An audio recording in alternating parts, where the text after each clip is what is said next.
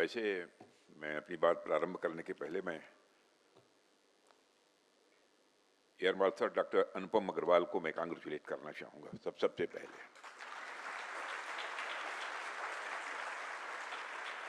और सच्चाई है कि जब मैं उनकी बातों को सुन रहा था तो मुझे लगा कि एक बार इनसे मिलना चाहिए और स्पेस में जाने के लिए क्या क्या करना पड़ता है, क्या क्या प्रॉब्लम्स आती हैं। जैसे उन्होंने कहा है ग्रेविटेशनल फोर्स नहीं होती है तो हम सभी जानते हैं, लेकिन पीछे ऑक्सीजन हो तो आगे कार्बन डाइऑक्साइड का एक स्फीयर बन जाता है, उसमें क्या क्या चैलेंजेस सामने आते हैं। तो स्वाभाविक रूप से हमारी क्यूरियोसिटी पैदा हुई, क्योंकि मैं भी एक साइंस का स्टूडेंट रहा हूँ, कि और कुछ जानने की, स्पेस में जाने पर क्या क्या चैलेंजेज फेस करने पड़ते हैं और उसको कैसे हमारे गगन यात्री उन चैलेंजेस को मीट आउट करते हैं। बहुत इंटरेस्टिंग है।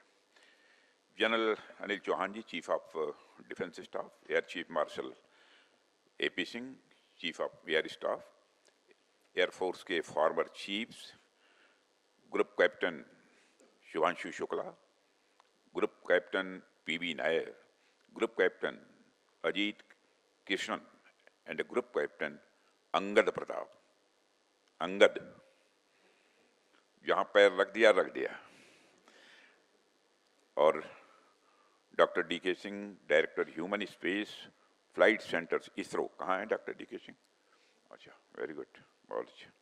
और हमारे डॉक्टर अनुपम अग्रवाल जी, हमारे रक्षा मंत्रालय और आर्म फोर्सेस के सारे ऑफिसर्स, मेरे वैज्ञानिक साथियों एवं थिंक टैंक्स के स्कॉलर्स, हमारे एयर वॉरियर्स और यहाँ मौजूद सभी अधिकारियों के परिवारजन और प्रिय बच्चों तथा मीडिया के मित्रों,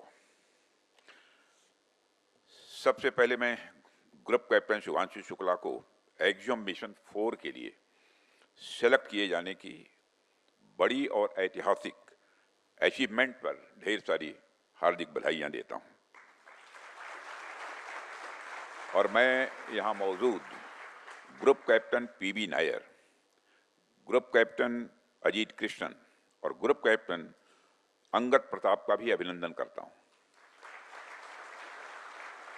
यह बात सही है कि कोई किसी से कम नहीं है, लेकिन कुछ मुकद्दर की भी बात होती है, क्योंकि हमारी यह निश्चित धारणा है साइंस का स्टूडेंट होने के बावजूद भी कि मनुष्य के जीवन में क्या, इस होल यूनिवर्स में जितनी भी एक्टिविटीज होती हैं सब कुछ प्री डेस्टिन्ड है। और आप चारों का सिलेक्शन हुआ ट्रेनिंग के लिए, तो यह भी मैं मानता हूं कि परमात्मा ने पहले से ही इसको निर्धारित कर रखा था कि आपको यह अवसर जिंदगी में प्राप्त होगा, और वह अवसर आप सबको प्राप्त हुआ है। आप सभी ने ट्रेनिंग के दौरान जो टेम्परामेंट दिखाया वह अपने आप में न केवल इम्प्रेसिव था, बल्कि मैं कहूंगा कि एक्सेलेंट था। और आप चारों सचमुच हमारे लिए रत्न हैं। न सिर्फ आप चारों रत्नों, बल्कि आपके परिवारजनों को आपकी सफलता के योगदान के लिए और इस सफलता में योगदान देने वाले अन्य भी व्यक्तियों को तथा समस्त देशवासियों को मैं इस मंच से बधाई देता हूं। और इस समारोह के माध्यम से आप सभी का सम्मान करके मुझे बेहद खुशी हुई है। खुशी ही नहीं हुई है, मैं स्वयं को भी गौरवान्वित महसूस कर रहा हूं। आमतौर पर हमारी आर्म फोर्सेस का कोई व्यक्ति या कोई ग्रुप जब एवरेस्ट या और सफल माउंटेनियरिंग के बाद लौटता है तो मेरी यह कोशिश रहती है कि मैं उनसे मिलूं। कोई अथाह समुद्र को मापते हुए मिशंस को पूरा करता है, तब भी मैं उनसे मिलता हूं, उन सबको मैं बधाई देता हूं।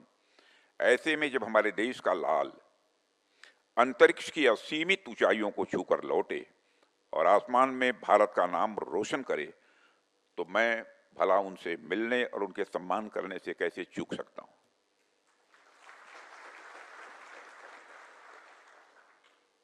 मुझे सच में भारत मां के सपूत ग्रुप कैप्टन शुभांशु शुक्ला का स्वागत और अभिनंदन करते हुए गर्व की अनुभूति हो रही है।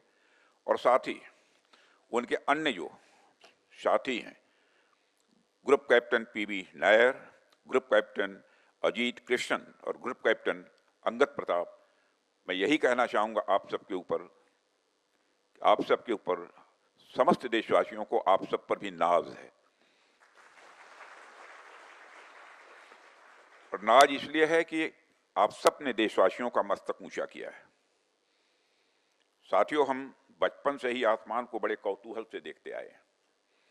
आप में से कुछ लोग गर्मी के मौसम में रातों में छत पर जरूर सोए होंगे। मैं तो सोया हूं, पता नहीं आप सोए हैं कि नहीं सोए हैं। हम सब जब सोते थे तो कभी आसमान के रंग को देखते थे तो कभी हम लोग तारों को देखते थे। हमें लगता था कि काश हमारे पास भी पक्षियों की तरह ही पंख होते और हम उड़कर आसमान तक जाते। कहने का मतलब है कि करीब करीब हम सब का सपना हमेशा से आकाश छूने का रहा है। आज हम सब जिनके स्वागत समारोह में एकत्र हुए हैं, इन्होंने अपने साथ साथ हमारे सपनों को भी जिया है। और मुझे लगता है कि हमारे सपने हमें शुभांशु से और शुभांशु को हमसे स्वाभाविक रूप से जोड़ रहे हैं। साथियों, यदि स्पेस और उसके एलिमेंट्स के साथ हमारे रिश्ते की बात की जाए तो आप देखिए कि स्पेस हमारी प्रकृति का तो पार्ट है ही, साथ ही साथ हमारे ऋषियों ने हमेशा से स्पेस को अध्यात्म, धर्म और ज्योतिष की दृष्टि से देखा ही है। उन्होंने इसे जिज्ञासा और रिसर्च की दृष्टि से भी देखा है। प्राचीन भारत के खगोलविद आर्यभट्ट और भास्कराचार्य ने उस विज्ञान की नींव रखी थी जिसे आज आधुनिक दुनिया स्पेस साइंस कहती है। हमारे पूर्वज स्पेस को लेकर एक बेहद समृद्ध विरासत हमें सौंप गए और आज आप देखिए कि वही परंपरा हमारे वैज्ञानिकों, हमारे युवाओं और हमारे अंतरिक्ष यात्रियों में उसी जिज्ञासा और साहस के रूप में जीवित है। यहाँ पर बहुत सारे लोग ऐसे होंगे जो कि साइंस बैकग्राउंड के हैं और हम सभी जानते हैं कि स्पेस साइंस यह विज्ञान का एक फ्रंटियर एरिया है। जिस प्रकार artificial intelligence, quantum physics, astrophysics और जेनेटिक्स विज्ञान के फ्रंटियर एरियाज हैं, उसी प्रकार स्पेस साइंस भी विज्ञान की एक फ्रंटियर एरिया है। और इस एरिया में प्रगति करने के लिए निश्चित तौर पर हमें एक टॉप क्लास साइंटिफिक इकोसिस्टम चाहिए होता है। और मैं समझता हूं इस दृष्टि से भी भारत निरंतर प्रयत्नशील है और आगे बढ़ रहा है। साथियों, आज का भारत अर्थ के सरफेस से ऊपर की दुनिया में लगातार आगे बढ़ रहा है। और आज जब हम भारत की स्पेस जर्नी की ओर देखते हैं तो हम पाते हैं कि हमारा कंट्रीब्यूशन केवल स्पेस में उपग्रह भेजने तक सीमित नहीं है। आज भारत चंद्रमा से लेकर मंगल ग्रह तक अपनी उपस्थिति दर्ज करा चुका है। आज भारत गगनयान जैसे मिशंस के लिए भी पूरी तरह तैयार है। साथियों, मैं इसे केवल तकनीकी उपलब्धि के रूप में नहीं देखता, बल्कि आत्मनिर्भर भारत का वह नया अध्याय है जहां हम विश्व की बड़ी स्पेस पावर्स के बीच पूरे गर्व के साथ खड़े हो रहे हैं। साथियों, भारत का अंतरिक्ष कार्यक्रम केवल लैबोरेटरीज और लॉन्च व्हीकल्स तक ही सीमित नहीं है। यह हमारी राष्ट्रीय आकांक्षाओं और वैश्विक दृष्टि का एक प्रतीक है। चंद्रयान से लेकर मंगलयान तक हमने यह सिद्ध किया है कि सीमित संसाधनों के बावजूद इच्छा शक्ति यदि असीमित हो तो कोई भी लक्ष्य हमारे सामने स्वाभाविक रूप से छोटा पड़ जाता है। साथियों, भारत का विजन स्पष्ट है।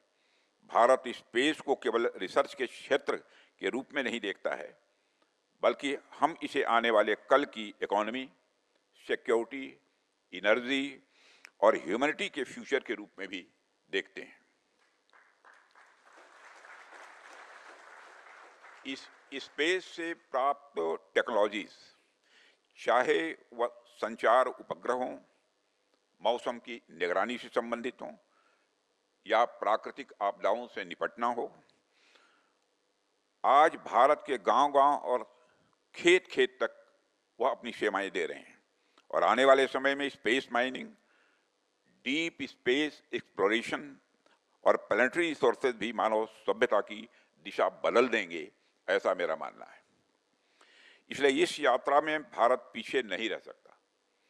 हमें आगे बढ़ना है, हमें नेतृत्व करना है और यही कारण है कि आज हम अपने उन नायकों का अभिनंदन कर रहे हैं जो केवल अंतरिक्ष यात्री ही नहीं बल्कि इस राष्ट्रीय स्वप्न के अग्रदूत हैं।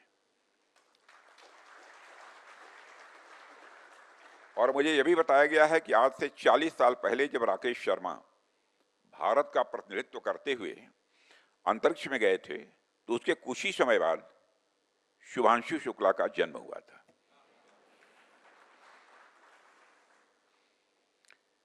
उनके जन्म के साथ ही जन्मा एक सपना, एक दिन मैं भी आसमान में इस धरती को देखूंगा।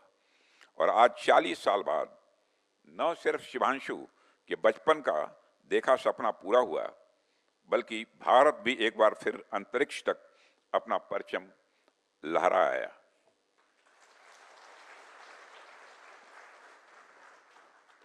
और मैं जिस पार्लियामेंट्री कॉन्स्टिट्यूंसी लखनऊ से आता हूं, शुभांशु शुक्ला वहीं के रहने वाले हैं। ये हमारे वोटर भी हैं। साथियों, जब हम स्पेस की बात करते हैं तो हमें यह याद रखना चाहिए कि मानव शरीर मूल रूप से टेरेस्ट्रियल एनवायरनमेंट के लिए ही बना है, यानी हम सिर्फ धरती पर रहने के लिए बने हैं। इसलिए जब कोई मनुष्य अंतरिक्ष में जाता है तो स्वाभाविक रूप से उसे माइक्रोग्रेविटी, रेडिएशन एक्सपोजर, आइसोलेशन और कन्फाइंड एनवायरनमेंट जैसी कई चुनौतियों का सामना उसे करना पड़ता है। और इसके अलावा स्पेस मिशन पर जाने वालों को कई प्रकार की साइकोलॉजिकल और साथ ही साथ फिजियोलॉजिकल भी जो चेंजेज हैं उनका भी सामना करना पड़ता है। कई बार लॉन्ग ड्यूरेशन मिशंस में एस्ट्रोनॉट्स के रेजिलियंस और वेलबींग को बनाए रखना भी एक बहुत बड़ी चुनौती हो जाती है। इसलिए एक अंतरिक्ष यात्री के लिए फिजिकली, मेंटली और इमोशनली और साइकोलॉजिकली अपने आप को तैयार रखना यह बहुत ही आवश्यक हो जाता है। ऐसे में इंस्टीट्यूट ऑफ एरोस्पेस मेडिसिन मुझे यहाँ जाने का अवसर प्राप्त हुआ है। लोगों ने कहा साहब कोई डिफेंस मिनिस्टर शायद गया नहीं है या पहले कभी कोई गया होगा, तो मैंने कहा जब कोई नहीं गया है तो मैं जरूर जाऊंगा। और ऐसे में इंस्टीट्यूट ऑफ एरोस्पेस मेडिसिन एक अंतरिक्ष यात्री को ट्रेन करने में बहुत महत्वपूर्ण भूमिका निभाता है। मैं कुछ समय पहले वहाँ गया भी था। उनके इक्विपमेंट और वहाँ की ट्रेनिंग का माहौल मुझे बहुत ही इम्प्रेसिव लगा।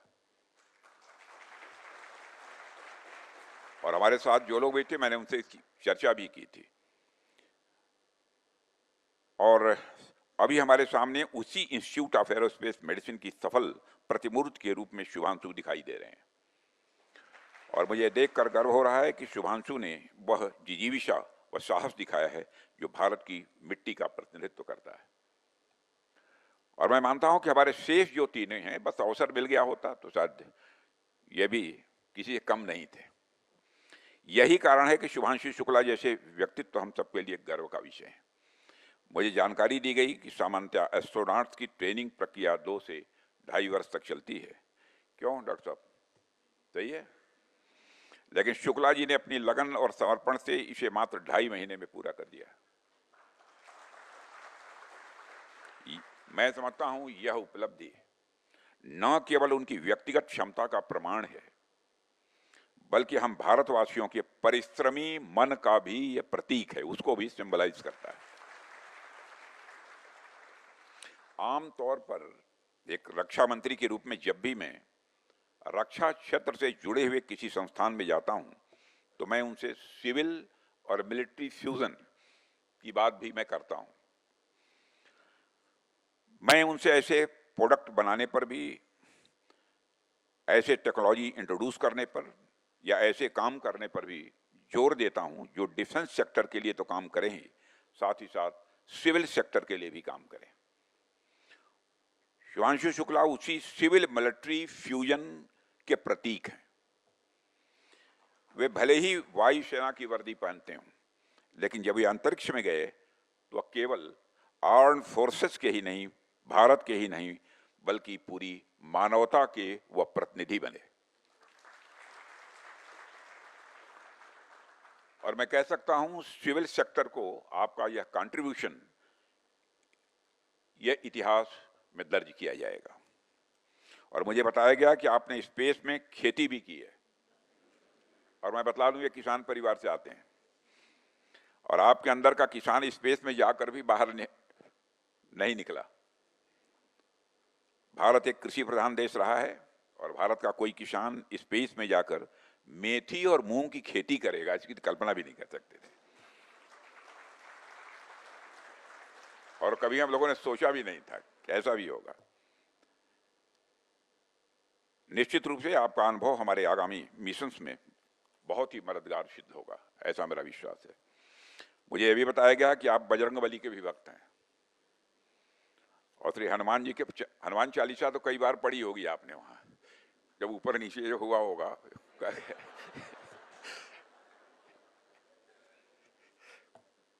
और हनुमान जी के बारे में तो कहा जाता है कि बाल्यावस्था में भी उन्होंने सूर्य देव को फल समझकर निगलने का प्रयास किया था, और वह कथा केवल एक मिथक नहीं बल्कि जिज्ञासा, साहस और असीम ऊर्जा का यह प्रतीक है।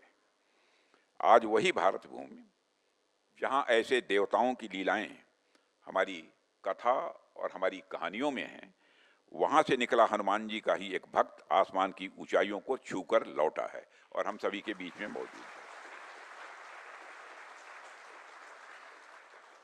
और मैं मानता हूं यह केवल एक विज्ञान की विजय नहीं है, यह एक विश्वास की, साहस की गूंज है।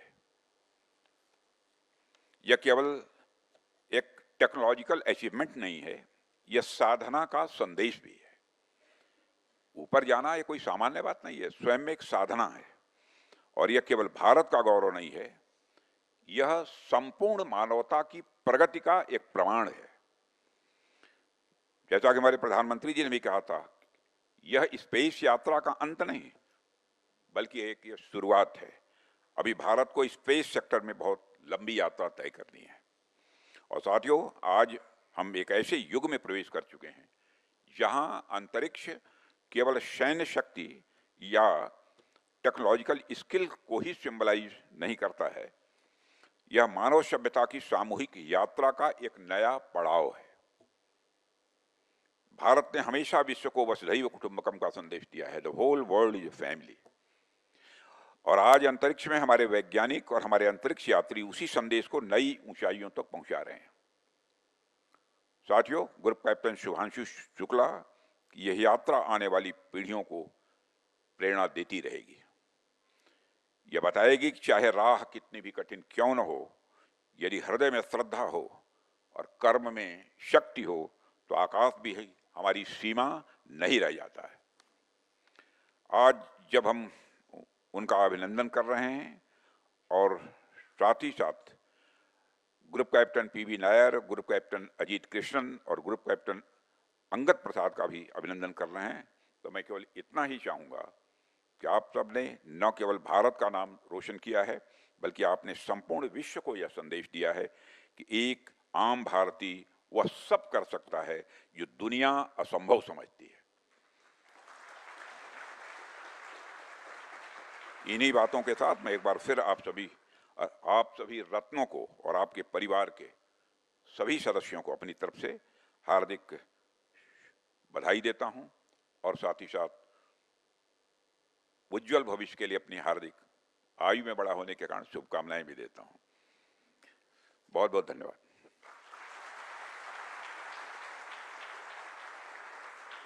धन्यवाद।